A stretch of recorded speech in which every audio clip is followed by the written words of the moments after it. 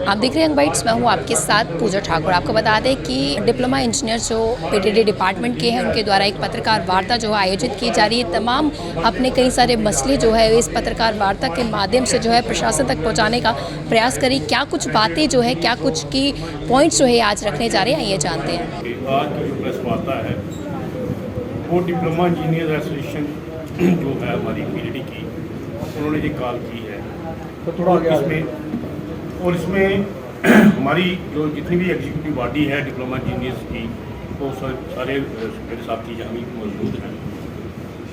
आपके सभी के मन में ये प्रश्न आता होगा कि हमें इस प्रेस वार्ता की क्यों जरूरत है। देखिए, जो गवर्नमेंट की तरफ से स्टेप मतलब ट्रीटमेंट पावर डेवलपमेंट डिपार्टमेंट के साथ दिया जा रहा है, क्योंकि हमारी किसी भी लेवल पे सुनवाई नहीं। पिछले 7 साल से लेके किसी भी जूनियर लेवल पोस्ट से लेके किसी की भी यहाँ पे रिक्रूटमेंट नहीं हुई। जहाँ तक हमारा टेक्नीशियन स्टाफ है, लाइनमैन स्टाफ है और जितने भी हैं, इतनी पोस्टें वेकेंट हैं कि हमें काम करने की इतनी दुश्वारी आ रही है कि कई बार हमने सरकार को मेमोरेंडम भी दिए, लेकिन हमारी बात पे सुनवाई नहीं हो रही।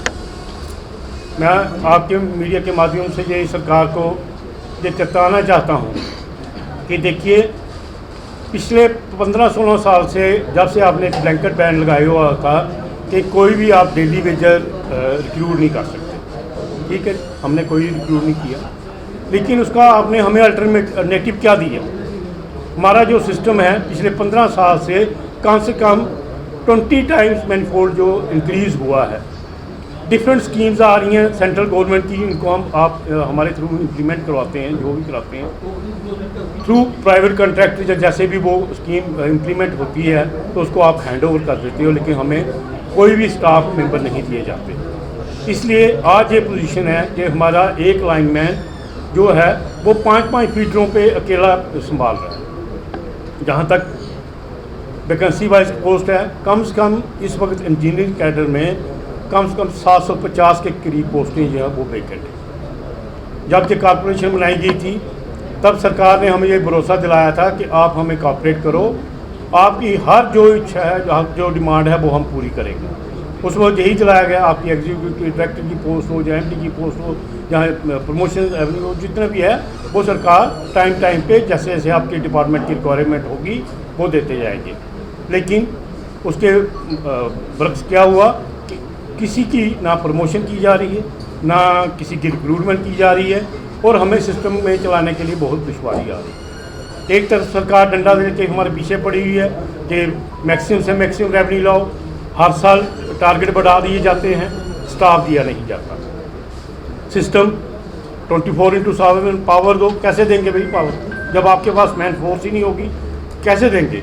750 पोस्टों के रेंज जो है, एक मैनेजिंग डायरेक्टर जो की पोस्ट खाली है, 3 एग्जीक्यूटिव डायरेक्टर की पोस्ट खाली हैं, 5 चीफ इंजीनियर की पोस्टें खाली हैं, 14 एससीज की पोस्टें खाली हैं, 61 के करीब हमारे एग्जीक्यूटिव इंजीनियर की पोस्टें खाली हैं, 132 AWs की पोस्टें खाली हैं। ऐसे ही असिस्टेंट इंजीनियर और 350 के करीब की हमारे जूनियर इंजीनियर्स की पोस्टें खाली हैं। अब ऐसे धक्काशाही से तो सिस्टम चलने वाला नहीं है। आप सबको मालूम ही है कि पावर डेवलपमेंट डिपार्टमेंट एक ऐसा डिपार्टमेंट है जिसपे हर कोई इंसान, चाहे वो घर में बैठा हो, चाहे किसी डिपार्टमेंट में काम करता हो, चाहे वो कोई कमर्शियल अदारा हो, चाहे वो इंडस्ट्री हो, उसकी डिपेंडेंसी इतनी है पावर पे कि वो चाहता है कि हमारी पावर जो है वो 5 मिनट में भी बंद नहीं होनी चाहिए। लेकिन इस सबको देने के लिए 24/7 पावर देने के लिए हमारे पास एक मजबूत इंफ्रास्ट्रक्चर चाहिए, हमारे पास वर्क फोर्स चाहिए, जो सरकार अपने वादों से पीछे मुकर रही है। अभी आप सबको मालूम होगा कि एग्जीक्यूटिव इंजीनियर की पोस्ट एक ऐसी पोस्ट है जो ग्राउंड पे सब कुछ एग्जीक्यूट करते हैं। ऐसे ही कठुआ में जो बैठे हुए एक्शन साहब हैं मेंटेनेंस में, उनके पास सब ट्रांसमिशन का भी चार्ज है। ऐसे ही क्या आपका रजौरी में भी यही सिस्टम है, जो मेंटेनेंस के एक्शन साहब हैं उनको STD का भी चार्ज दिया है। ये बहुत सारी एग्जांपलें हैं। ऐसे ही हमारा ट्रांसमिशन में सिस्टम चल रहा है। डिमांड क्या रखते हैं? हमारी ये डिमांड है, मेन डिमांड, कि हमें वर्क फोर्स दी जाए, हमारे जो प्रमोशंस जो पिछले 3 साल से आप डिले कर रहे हैं किसी न किसी बहाने से, कभी ये ऑब्जेक्शन लगा दी, कभी दूसरी ऑब्जेक्शन लगा दी, कभी तीसरी ऑब्जेक्शन लगा दी। और यार कोई ऑब्जेक्शन नहीं लगानी तो एक बार क्यों नहीं लगाते? जब सारी ऑब्जेक्शनों का पूरा जवाब बना के सेक्रेटरी कमिश्नर के ऑफिस से जाता है तो चीफ सेक्रेटरी के लेवल से ही उसको वापस मोड़ लिया जाता है। ये तो एक किस्म का ऐसे इन्होंने ठान लिया है कि पावर डेवलपमेंट डिपार्टमेंट को हमने ख़त्म करके रहना। पहली बात कि हम कॉरपोरेशन के एम्प्लॉई नहीं, हम स्टेट गवर्नमेंट में रिक्रूट हुए थे। उस वक्त इन्होंने बोला था कि आपको हम डेपुटेशन में कॉरपोरेशन में भेज रहे हैं, आपका जो भी एक स्टेट गवर्नमेंट एम्प्लॉई का जो भी सिस्टम होगा उसमें कोई चेंज नहीं आएगी, कोई कुछ नहीं होगा। लेकिन आहिस्ता आहिस्ता पहले कभी हमारी सैलरी डिले कर देते हैं, कभी रिक्रूटमेंट नहीं करते, कभी प्रमोशन नहीं करते, कभी कुछ नहीं करते। और जब भी कोई मीटिंग लेता है बस गाज अफसरों पर गिरती है, आप ये नहीं कर रहे, आप वो नहीं। भाई कैसे पॉसिबिलिटी होगी जब आप हर बंदे को देखो, जो भी बंदा किसी डिपार्टमेंट में आता है उसको पता होता है कि मैंने यार इतने 30-35 साल अगर इस डिपार्टमेंट में देना है तो मुझे टाइम टू टाइम प्रमोशन भी मिलनी चाहिए, जैसा कि हर डिपार्टमेंट में मिलता है। हर कानून इसको बाकायदा गारंटी देता है कि आपने टाइम टू टाइम प्रमोशन आपको मिलनी चाहिए। लेकिन ये पावर डिपार्टमेंट के साथ ही ये सौतेला व्यवहार सरकार क्यों कर रही है? हमारी यही मेन डिमांड है कि हमें, अगर आप चाहते हैं कि 24/7 पावर दी जाए तो आपको भी पूरा कॉपरेट करना पड़ेगा इस डिपार्टमेंट को चलाने के लिए। आप जितनी हमारी वेकेंट पोस्ट हैं उनको फिल करिए, नई रिक्रूटमेंट करिए हर लेवल पे, चाहे वो इंजीनियर्स हो, चाहे वो टेक्नीशियन हो, चाहे हमारा क्लैरिकल कैडर हो। हर जगह यही हाल होता है कि जहाँ पे एक 20 पोस्टें जूनियर इंजीनियर की हैं, उस डिवीज़न में आज की डिवीज़न में क्या है 8-8, 7-7 यही हैं, वो दिन रात काम करके ओवरबर्डन है और उनमें एक फ्रस्ट्रेशन लेवल आ गया है। ऐसे फ्रस्ट्रेशन लेवल की वजह से वो अपना काम आज की डेट में ढंग से नहीं कर पा रहे हैं।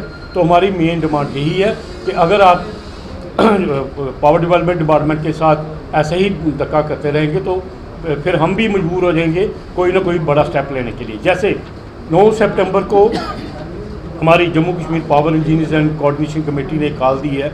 कॉल बेसिकली जकीगा की तरफ से थी, लेकिन जितने भी जम्मू कश्मीर पावर इंजीनियर्स और एम्प्लॉइज़ हैं वो उसको सपोर्ट कर रहे हैं। तो 9 तारीख को हमने 1 डे प्रोटेस्ट लीव पे जा रहे हैं और ये बताना कोशिश करेंगे सरकार को कि आपकी दमनकारी नीतियाँ ऐसे ही चलती रहेंगी तो इस डिपार्टमेंट का भला नहीं होगा, ना पब्लिक का भला होगा, ना डिपार्टमेंट का भला होगा। अगर आप चाहते हैं कि पावर डेवलपमेंट डिपार्टमेंट के मुलाजिम पूरी अच्छे तन मन से अगर इस डिपार्टमेंट की सेवा करें तो आपको उनकी डिमांड्स को मानना पड़ेगा।